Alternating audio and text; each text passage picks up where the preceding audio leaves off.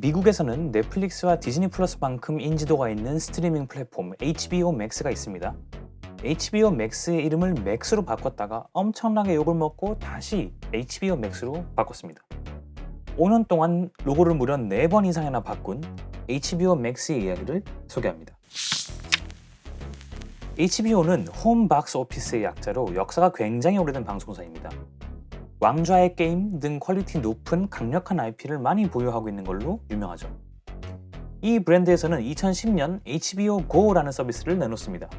이 서비스는 케이블 가입자 전용 온라인 스트리밍 서비스로 HBO 채널에 가입한 고객이 TV가 아닌 PC나 모바일에서도 프로그램을 시청할 수 있게 만든 것이었죠. Go라는 이름은 언제 어디서든 이동하면서 본다는 의미였습니다. 플레이스테이션 포터블 Go 같은 거죠. 2015년 HBO는 신규 서비스를 런칭합니다. 케이블 가입 여부와 상관없이 누구나 월정액을 내면 HBO 콘텐츠를 볼 수 있는 HBO Now 서비스를 출시합니다. Now는 말 그대로 지금 당장 시청할 수 있는 독립형 OTT라는 점을 강조한 이름이었죠. Go가 기존 케이블 구독자의 부가 온라인 서비스였다면 Now는 완전한 독립형 스트리밍 플랫폼이었습니다. 이 외에도 케이블 구독자가 HBO 콘텐츠를 셋톱박스로 방송시간 외에 다시 보게 할 수 있는 HBO OD, 온디맨드 서비스도 있었어요. 2019년 말 즈음부터 넷플릭스가 엄청나게 성장을 하고 애플 TV 플러스, 디즈니 플러스, 훌루, 파라마운트 플러스, 프라임 비디오 등 수많은 스트리밍 브랜드가 등장했습니다. HBO도 케이블 가입 여부와 상관없이 자사의 모든 컨텐츠를 통합한 새로운 스트리밍 서비스 HBO Max를 런칭하게 됩니다. HBO Go와 HBO Now, HBO On Demand를 통합하고 HBO의 그야말로 모든 것을 담았다는 의미에서 HBO Max라고 이름을 붙였죠. HBO의 오리지널 시리즈뿐 아니라 워너브라더스의 영화, DC 코믹스, 카툰 네트워크, 스튜디오 지브리까지 담아서 HBO 품질 더하기 더 많은 볼거리를 전면에 내세웠어요. 보라색 그라데이션 배경의 굵은 HBO 로고와 맥스의 조합은 전통과 확장의 이미지를 동시에 전달했습니다. 원래 HBO 로고는 블랙과 화이트 조합이거든요. 그런데 보라 그라데이션으로 확장성을 보여준 거죠. 이전에 저희 채널에서 다룬 바로 그 그라데이션의 효과처럼 말이죠. 그런데 2022년 워너미디어와 디스커버리가 합병을 하면서 변화가 시작됩니다. HBO Max와 디스커버리 플러스의 컨텐츠를 하나로 통합하게 된 건데요.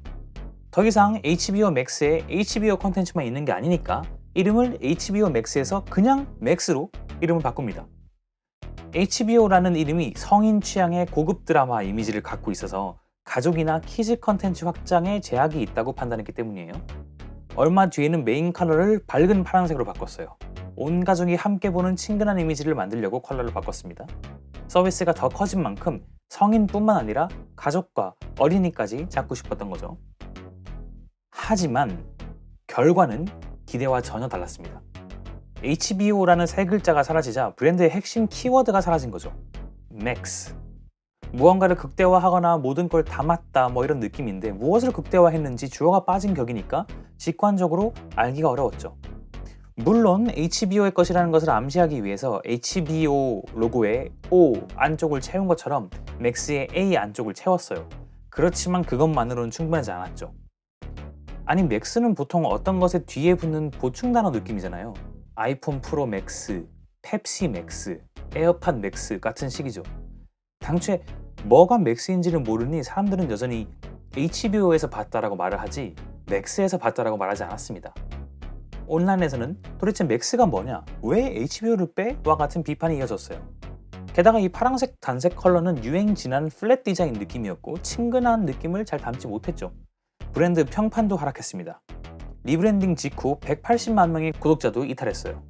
주가도 곤두박질 쳤어요. INC.com은 해당 리브랜딩이 주가를 15% 하락시키는 원인 중에 하나라고 분석했죠. 그야말로 최악의 반응이었어요. 2025년 초 맥스는 파란색을 버리고 흑백 모노톤 로고를 도입합니다. 약간 은은한 그라스 모피즘을 결합해서 트렌디하게 보이기도 하고요.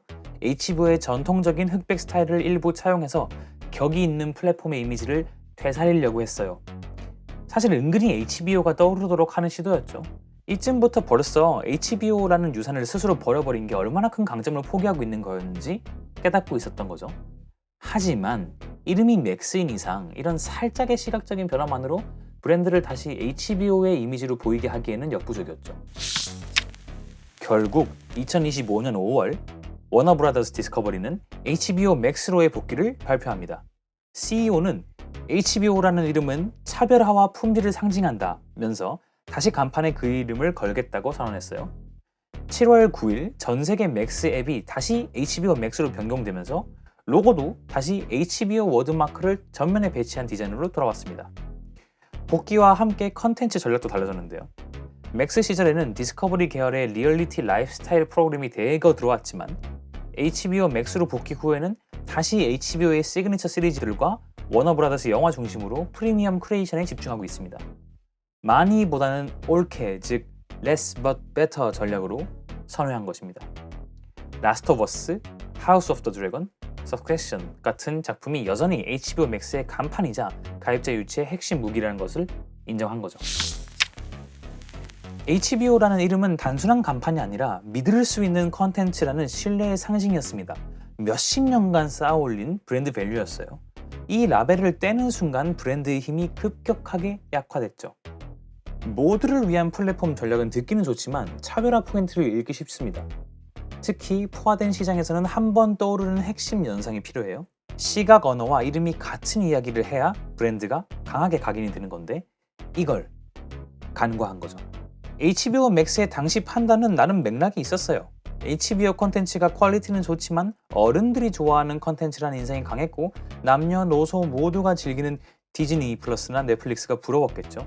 마침 인수합병으로 콘텐츠의 다양성도 생겼으니 시장을 넓히고 싶었을 거고요. 그게 그들의 가장 큰 경쟁력을 도려내는 방식으로 갔다는 게 문제죠. 그렇지만 잘못된 방향을 빠르게 접고 강점을 재가동한 HBO의 선택은 분명 배울 점이 있죠.